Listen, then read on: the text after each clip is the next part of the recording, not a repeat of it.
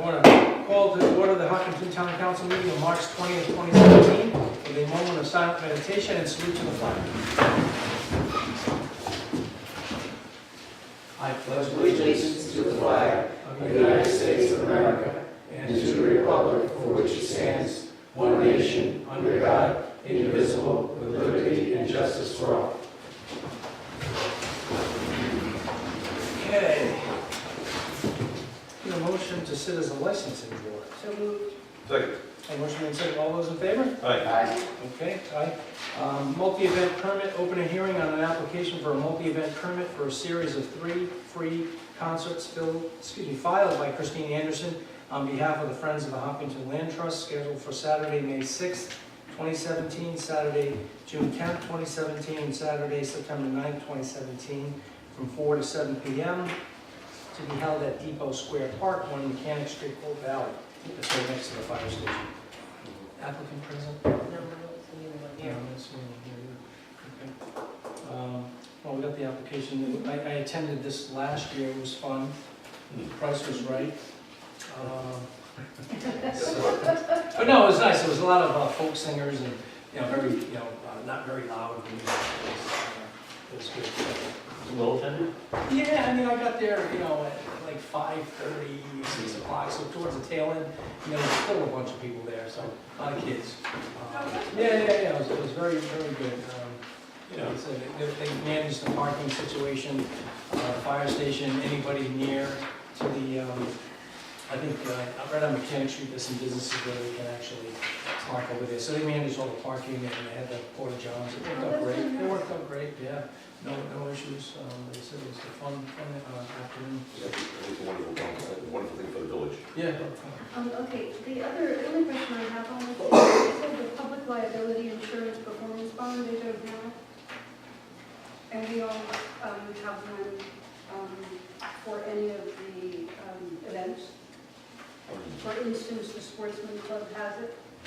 Yes. Especially the town Certificate of liability insurance, yeah. Yes. Depot Square, Oh, yeah. yeah. So do you think we could have them? State? It's Oh, Fire department. Yeah. No, they bought Western Auto? We bought Western Auto. When Depot was- Square, but they maintain it, so maybe. They maintain it, but we own it. So maybe we're looking for something maybe from the fire district. No, I'm looking for, well, it doesn't matter, as long as there's a certificate of liability. So if you, I know Christine has that liability. Oh, yeah. certificate. so if you accept this and Yeah. approve it, we just ask for You just have to have it. Contingent upon. Town of Hopkinton is named Additional additional insured. Sure. Right. I'll make a motion to accept the application for the multi-event permit series for the 3 free concerts from the Hopkinton Land Trust, scheduled for Saturday, May 6th, Saturday, June 10th, and Saturday, September 9th, from 4 to 7 p.m. at Depot Square Park, with the addition of the certificate of liability with Hopkinton named on that certificate, insurance certificate, and with a waiver of fees. Second. Okay, motion, let's listen. the waiver of the fees. Will that be coming out of your cost contingency, or you're just going to allow me We to? can advertise the fees. Yeah, it's $87. Yeah. Where we usually take? What's the contingency? Okay, that's good. I'll be paying for it anyway, so either way, it comes out of the same big Okay, pot. fine. So I just need to know that you got the Yeah, same way as usual. I was just thinking that the filing fee can be waived, but the advertising's not waived, they have to pay for that, can't they? That's, That's what we're gonna wait. yes. Well, I'm waiving the filing The fees. filing. I'm waiving filing fees and the license fee, but not the advertising. Okay. How much is the advertising? $87. So what is the other fee then? 100 each, 100 for each. or Okay. 200 for a multi-event. For a multi, that? $200 and then $100 for the So certificate. I'm waiving fees, but not the advertising. Thank you for clarifying. All right, so we're waiving 200 in fees, and not the 87. Plus 100, there's the license fee too. Yeah, right, 200 though, right? There's 200 plus 100. Oh, 200 is the filing fee, Yeah. paid upon filing of the application, and the license fee is 100 due Wow. upon issuance of the license. Does the filing fee cover the advertising? No. No, no, So there's actually three fees here. that's fine. Okay, no. kind of excessive, but okay. Yeah. Filing fees. And maybe they We can, generally waive the fees when it's a local event. yeah, It's when somebody like the circus comes into town, Yeah. those fees should be there. yeah, no, right.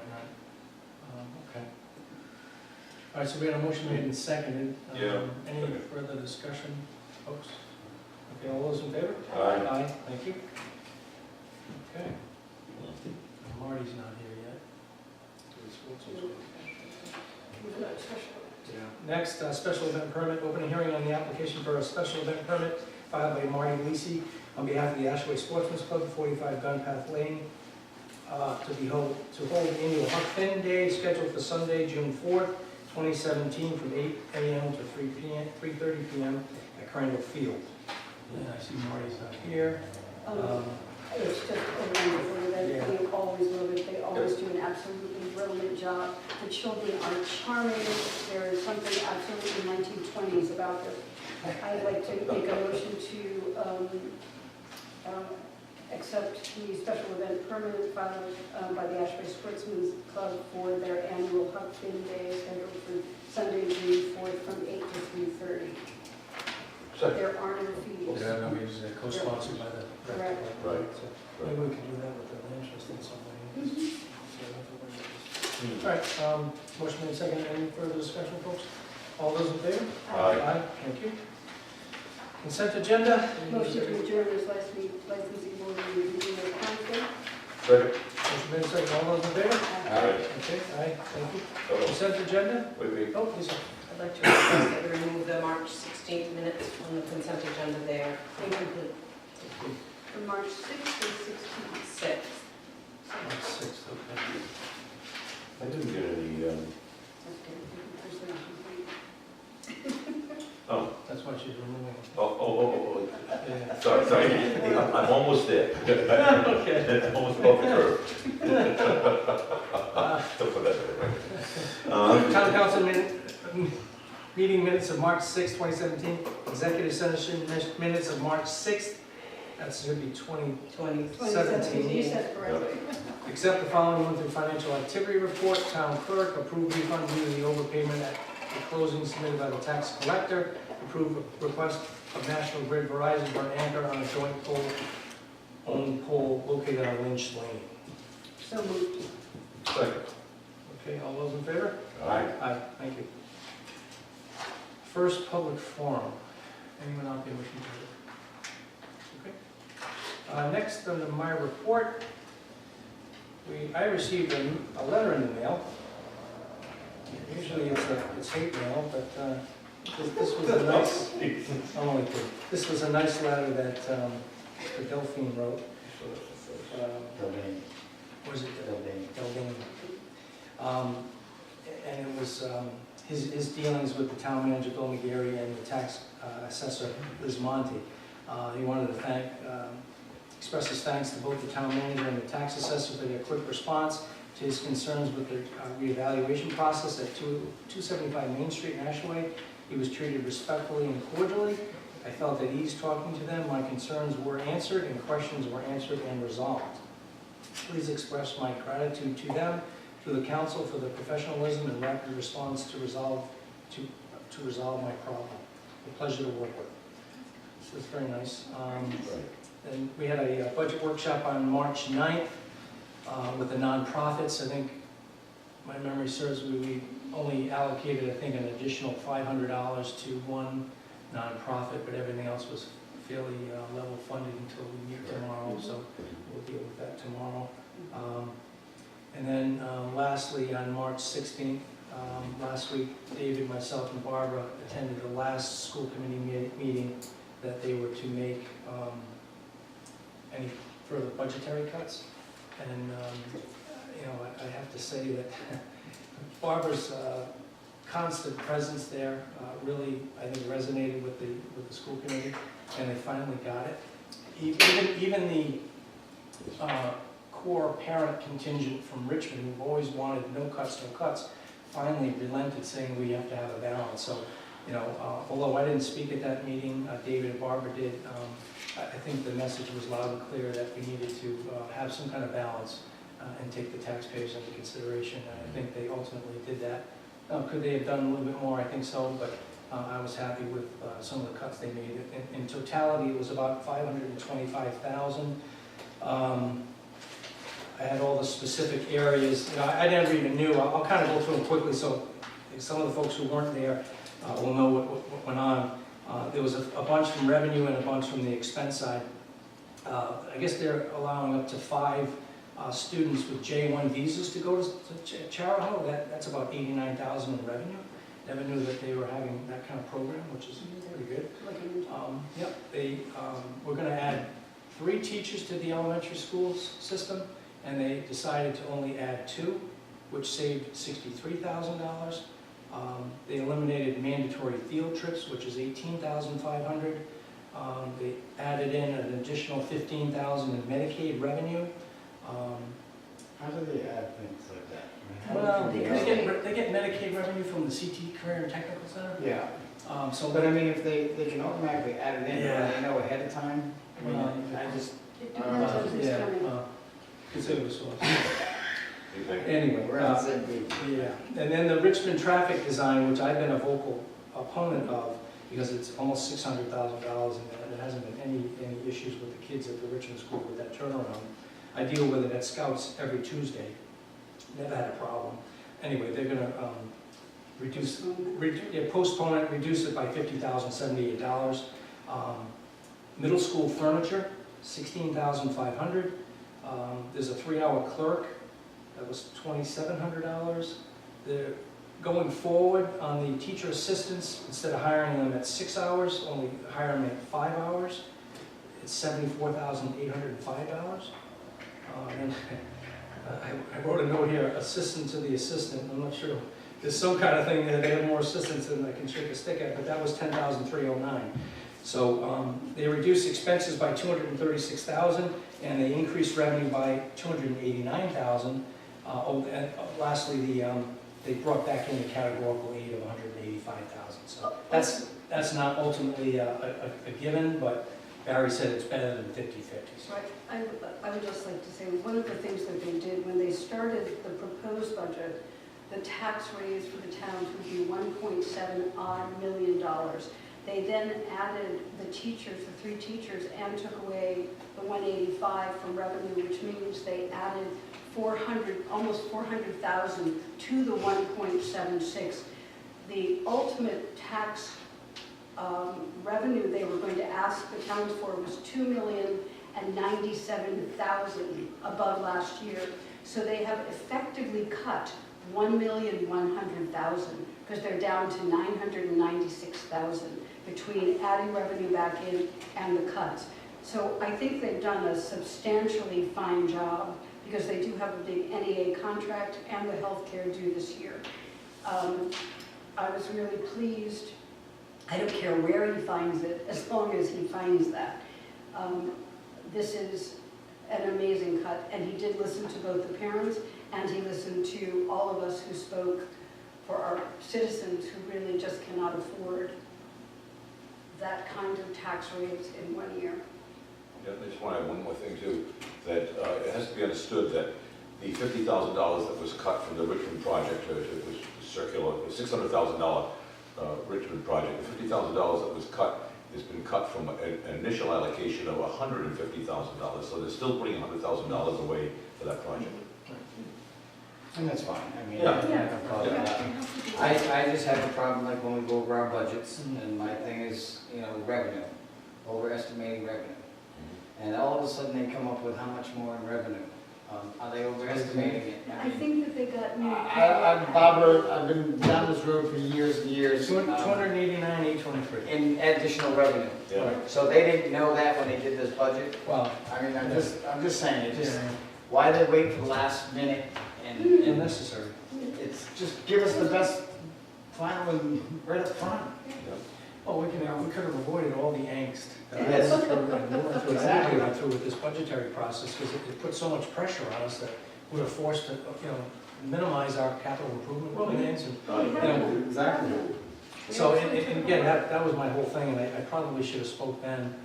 because I wanted more collaboration with the school committee, at least the members from our town, to give us a heads up. You know, hey, how you guys doing? You know, do you need, you know, what do you think? You know, can you afford X amount of dollars of an increase? You know, we're not like Richmond, Charlestown, Stonington, Westerly, where they have finance boards. We're into this stuff early on, so we know our numbers early on, and it would be helpful for a little collaboration with the school committee. It just didn't happen, and I just hope it does next time, because we need to have that, just so we can have a heads up. Yeah. You know? Can I say one more thing too? Yeah. On a number of these votes at that school committee meeting, there were several school committee members that abstained from voting.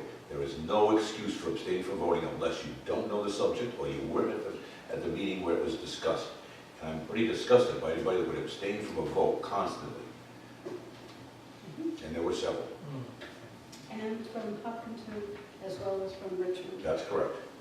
And I don't think Charleston, some people weren't even there. But as I think as Ron Aguilago, that's his name, Aguilago, from Charlestown, he so aptly put it, he said, you know, if you don't make some cuts here, you know, the alternative is not so good. It's $2 million higher, so. Right.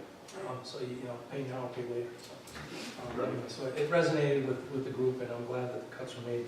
That means our money to us is about $187,000, so it lowered our budget to that degree. So I'm very thankful of that. So next up. Frank, can I ask you, Yes. on 180,000, what does that represent in the tax rate?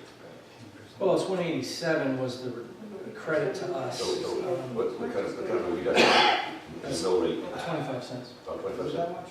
Yeah, 7,500. Good. Next, town manager report, Bill McGarry. Thank you. During March, Finance Director Brian Rousseau and I worked closely with the PRISM people and National Grid officials on the anticipated purchase of the 539 streetlights and the transition to LED lighting. There were a few loose ends that we had to tie up. We're just waiting for confirmation on the reimbursement on the incentive program from the Office of Energy Resources and National Grid. Once we get there, we'll be all set. So, lastly, March 10th, I, along with many other employees, attended a luncheon at Town Hall for Deputy Clerk Gloria Rhode, who retired from town service last week. Working closely with the town clerk, Lisa, we started a recruitment process to fill the position. And the deadline date for the receipt of applications was March 15th. The interview process will follow very shortly so we can fill that position in a timely fashion. Bill, I want to commend you on the prison project. I know you and Brian have spent uncountless number of hours going through that and getting my questions. And I want to just make sure that you know that you put a lot of time into that. Thank you. So can I ask you, can you tell, I don't want to know the names, but can you tell us how many people applied for the position of assistant town clerk? Those are really personnel issues I prefer not to discuss. Can you give us a number then? Yes. Okay. I mean, it's, once the process is over, Yeah, it's I just thought this deadline was closed. yeah, the deadline date is closed. So our secretary's putting them all together right now. Okay. And we should have them, we should have the numbers and the information to the clerk's office, probably sometime by Wednesday or something. Good, thanks. Okay, next, under old business, budget discussions regarding the fiscal year 17-18 grants and contributions to Ashaway Ambulance. Mr. Perry, front and center, sir. Good evening. Hello. Jesse Perry, Lieutenant with the Ashland Ambulance. Let me start off by apologizing to the committee. My miscommunication was on my error on our first date that we were supposed to first meet. So. Okay, thank you, Jesse. Well, you know, I just want to start out, I'll let anyone else obviously chat about it. You know, I looked at the numbers, Jesse, and like I said prior to the meeting, you really, you know, I don't know if it was you or whoever else, you really did turn around the finances. You had almost a six-fold increase in profit. I appreciate that. You know, and it really, you know, that was kind of what I was waiting for all these years. You know, to see some kind of numbers that are in the black. I mean, you're always kind of in the black, but kind of teetering on on the verge of whatever, and I'm glad that things got turned around, and I'm pleased at that, and I want to say thank you and pass along thank you to the treasurer, whoever else is involved in this, and keep up the revenue and keep responding as best you can, and yeah, so that's it from me at this point. I think we did some talking about it when you weren't here before, so I don't want to reiterate everything that we talked about at the budget meeting. But I also took a look at it, and I was very pleased to see that the revenue was up. Also that you had, part of the revenue up is you didn't have as much staff as last year. And I don't know if I'm just honing it or making sure that people are paid only for what you exactly need. But however you did it, that was a major change, and I hope it continues. I'm also really pleased, we just got our little card for Hopkinton. So Sorry we'll for be the able wait. to- Because, yeah, exactly, because it was due last month. I was getting phone calls already at the ambulance That's good. building, so. But it's one of those where that is revenue that comes right off the top. So, Right. but I'm sure with all of the changes that you've made, some things get a little behind, but I'm sure that will come back to February next year. But I was very pleased. I thought that was really excellent. We're very happy about that because you're very important to us. We started in the year, we've had a lot of transitions over the years, as the town well knows, that we've had transitions from past regime to another regime, and it's hard to come into those shoes of another regime that had and was doing everything, and now it's been put in your lap. And I felt within this last 8 months, to probably a year, that we have made major strides for Ashley Ambulance, and I don't see us going backwards. I see the department still striving and going forward, and I'm hoping that you're seeing it now, that the residents are seeing that Ashley Ambulance is here and going to stay here, and that we are around, and if you do need us, we are there. Okay, any other, anybody, Tom? Oh, yeah. Okay. How many by the way, your name is what? Jesse Perry. And you are? I'm a lieutenant and grants coordinator for the association. Okay, so who's the president now? Jody Perrin.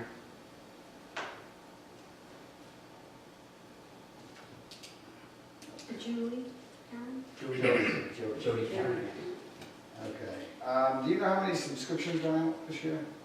They formed a committee for that, and I'm not on the board, so that was separate from my doing. So I believe they sent out with at least as many as they sent out in the previous years.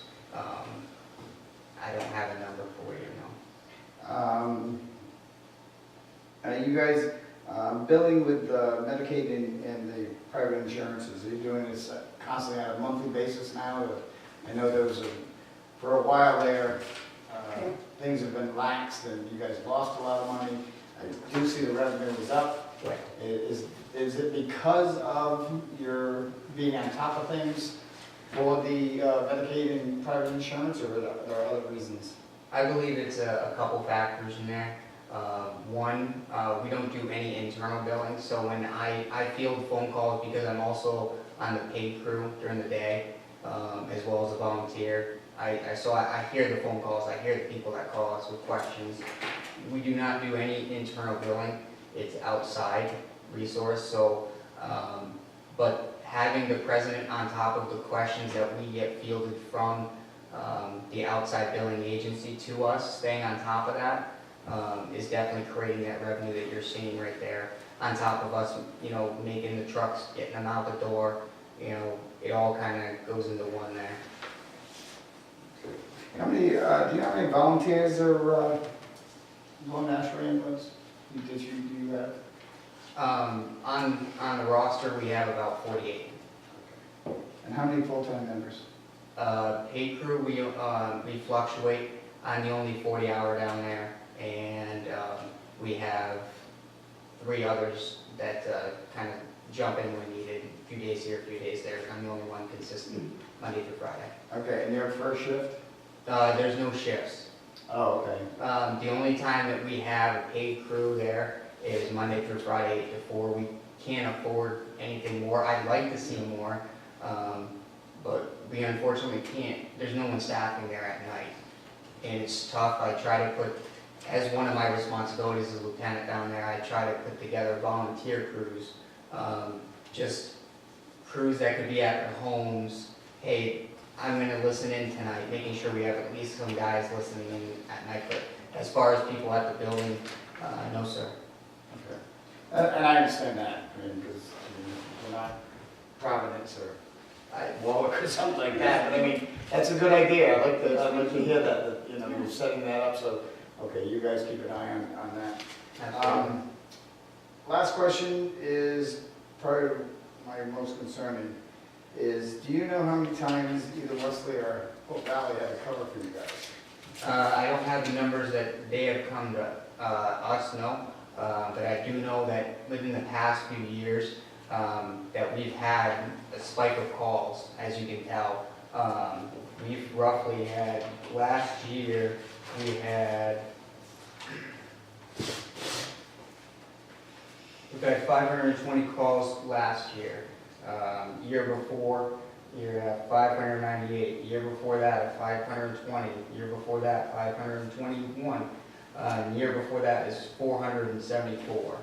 So like around 500 to 600. Right, that's usually where we fluctuate, but we haven't been below 4, you know, around the 4s range for a while. So we do see as populations increase. When Saugatucket Springs came in, our call volume has obviously increased.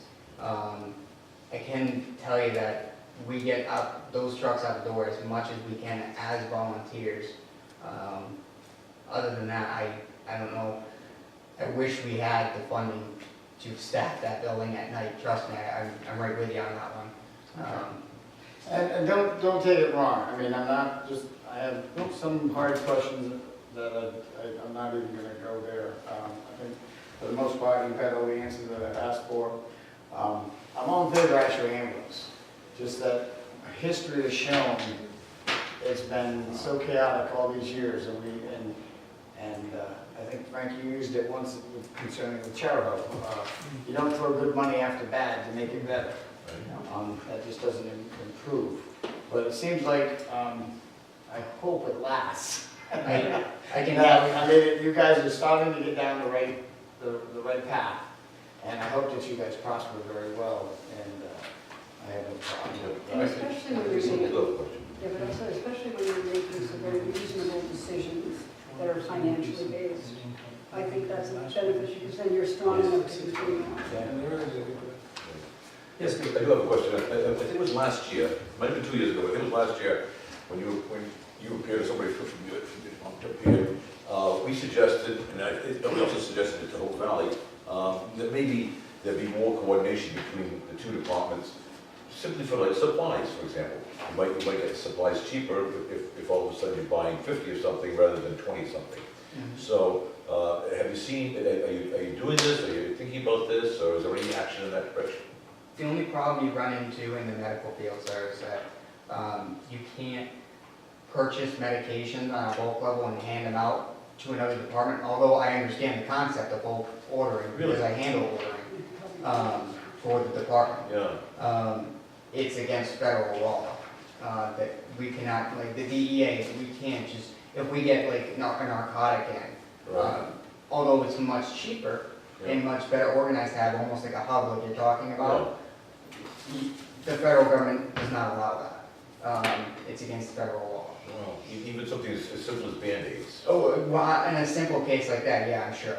Yeah. Absolutely. Okay, I wouldn't. As far as medications go. Yeah, I wouldn't know medications, but you know, you go through a lot of gauze and tapes and that kind of stuff. We do. And I'm just wondering if we can get it cheaper, if you work with Hope Valley. Now, maybe you'll need it and they don't need it, so they say, no, we don't want to do this, so there's that situation also. It is tough, you know, especially like, again, when regimes turn over, you have to, trying to reconnect with other departments can sometimes be harder, you know, when you don't have a, you know, consistency like you're talking about. Sure. So I understand. Yeah. So you're planning on staying for another year? So we're getting some consistency. I'm hoping, and I hope the board is doing a good job. Everybody's a lot of new, fresh eyes in that department. And we continue to move forward even though we have a lot of obstacles to overcome. We have outdated trucks we need to replace. We have equipment updates. I mean, it's a whole new world, and it keeps medical, as you know, is always changing. Sure. Jesse, isn't there new regulatory requirements? I know Richard from Hope Valley was saying that it really costs them a lot of money to keep up with the regulatory requirements. Something from, I don't know if it was state or federal, but he said it was really, it cost them like $80,000 to manage all that stuff, new requirements. Sounds good, wasn't it? What happened was... No, it was more, I don't know if it was more bookkeeping or I don't know what I don't figure out. What happened was the state of Rhode Island has just come out with a new protocol book, and they've had a couple versions. This has been in the works for a couple of years now, and it was a massive overdrawn version from the old protocol. It's very different. So a lot of departments had to adapt. New medications, new equipment in the trucks. Got to take some equipment and medications off. It was a very big change for the state of Rhode Island. And it did cost a lot of money for a lot of departments, and we're still going through those issues right now and trying to conform to state protocols.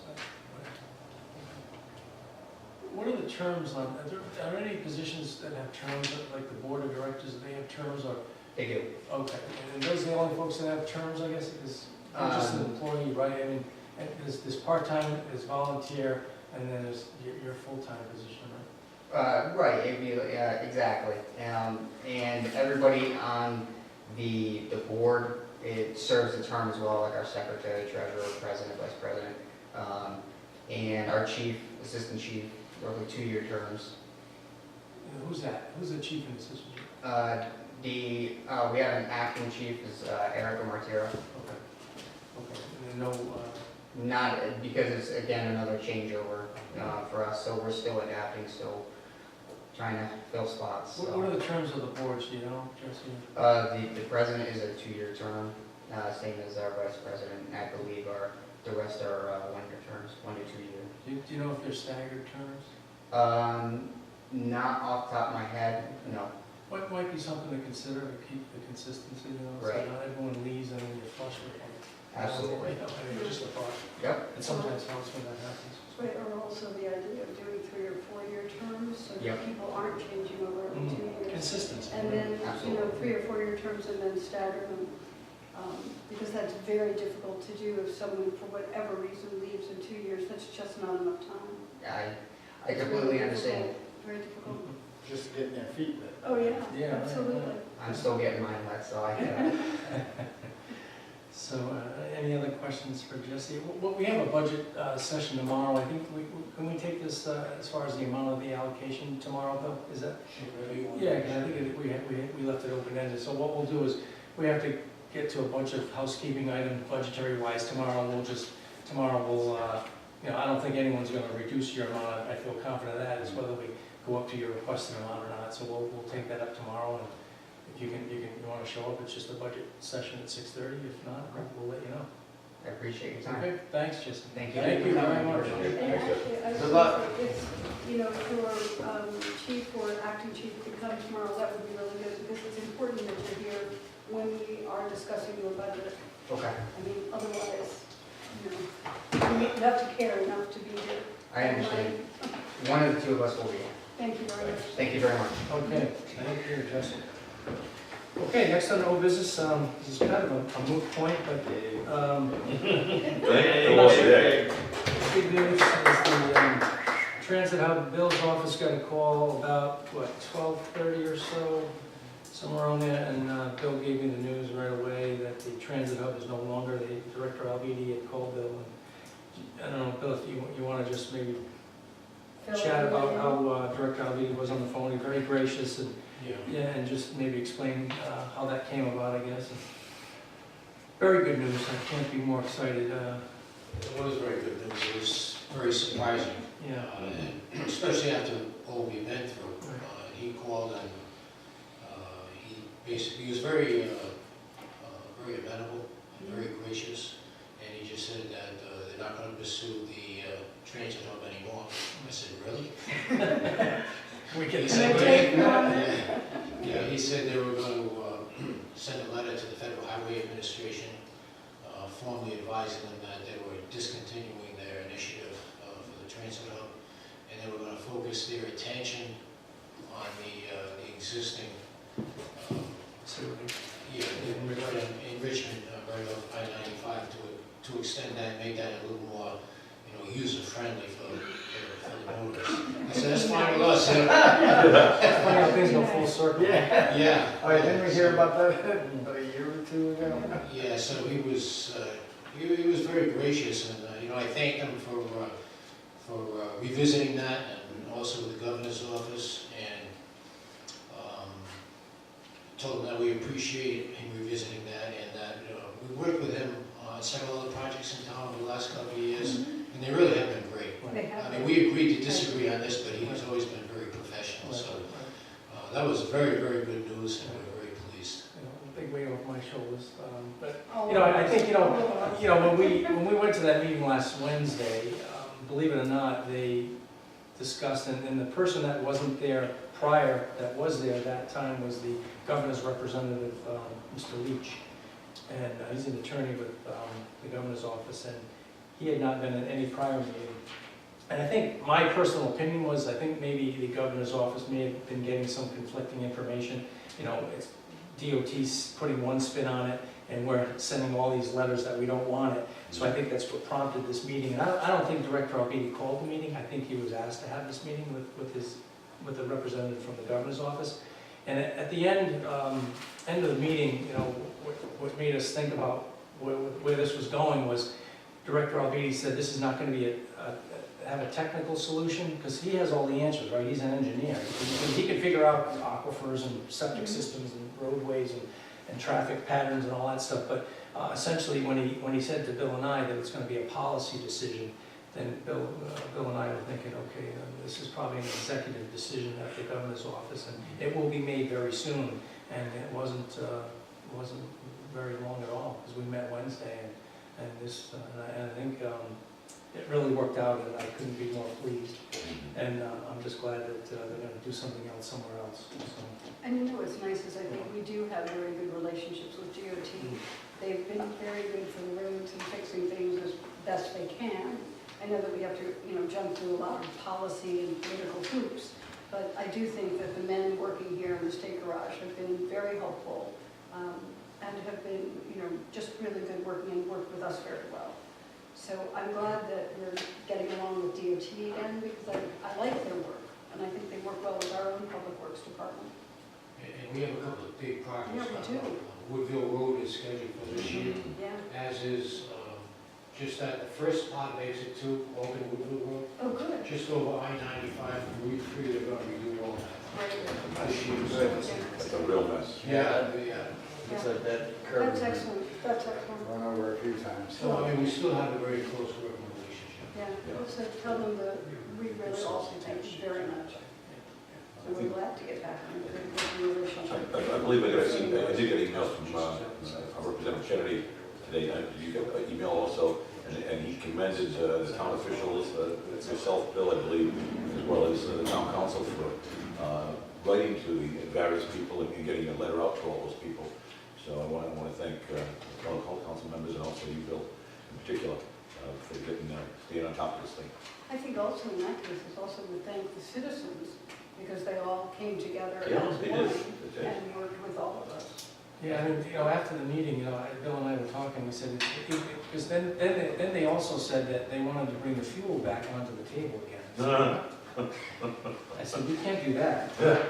I said, you're gonna have a mutiny on your hands. And I guess his excuse was that he may have talked to some of the folks that would have bid on the project, and once they found out that fuel was not on the table, they may not have bid on the project, but that's his fault. Because the meeting prior, he said, we'll take it off in perpetuity. And that was somewhat relieved. I was relieved to hear that, but then he brings it up this time, and I was almost had a stroke. Anyway, it was not a good, so I told Bill, I said, it's either gonna go really, really well, or it's gonna go really, really bad. And we were just hopeful that it's gonna, either not happen, or it was really gonna be a problem with the fuel back on the table. And thankfully, Bill gave me the call today, and they're gonna move You on. could have had people laying down spread eagle on the Yeah. entire property with bulldozers. Yeah. Oh, I can see it now. I'm not sure what we would have done other than what we've done already, other than standing in front of the bulldozer. Yeah. You see town council stand in front of the board. National news. Chiefs would have to, That would be national news. Yeah, Yeah, that I would would- stay there as long as I could before I get rolled over. Yeah. It feels like the I like sixties the all town over hall. again. I don't want to get killed. God help us. that's right. Oh, thank you all. So for anyway, that. so that's great news. It is. It is. Anyway, next, under new business, discuss, consider, and vote regarding a resolution in support of restoration of categorical transportation aid to regionalized school districts. See attached. So this is something that's circulating around. Lisa, we got this from what, Gloucester or West Greenwich? Okay. So, you know, it basically, you know, the funding formula was revised on how the regional school districts are basically supplemented for transportation. They consistently lower that amount every year. We have to constantly go back to the state, like Barry does and whoever else, and ask for the money to be level funded, and it's just foolishness. So I'm hoping that we can pass this resolution and ask that our legislative delegation put something forward that Makes it law. makes it law, right, and we don't have to keep going up there every year, or I don't go up every year, but I went once, but it just would save a lot of aggravation and angst to the whole process, so. I think that's Well, true. I have a solution to this, that we could get this plus more money back to the school systems. She wants to spend $30 million Yeah. and give free tuition to in-state Oh, students yes. Right, for absolutely. colleges and stuff. We don't have to go and address that. It's not on the agenda because I'm sure that would be a large address. Well, I think, that would take care of I think this we stuff will. here, Yeah, for yeah. sure. But I think the transportation is fine. I also think that all of the superintendents are working together in the state to make sure this passes. Right. So I am certainly 100% behind it. And the good part about it is, it's just not us, it's not us whining about this. It's four, I believe, four regional school districts in the state. And, you know, the state officials understand that there's a lot of voters in those four school districts. It's important. The Exeter West Greenwich, Foster Bristol Gloucester, Warren. Bristol Warren. Yeah, so, it helps a lot of people, and a lot of communities, just not us. So, you guys okay with All right. that? Sure, absolutely. Motion It's to a no-brainer. A motion to approve the resolution in support of restoration of categorical transportation aid to regionalized school districts. Second. Okay, motion made and seconded. Any further discussion? All those in favor? Absolutely, Aye. yes. Thank you. Last public forum. Motion to adjourn. I'd like to adjourn in honor of Lawyer Rhode, who has done decades of work for the town, and we'll miss her. Well said, Barbara. Second on that one, absolutely. Okay, motion made. All those in favor? Aye. Thank you.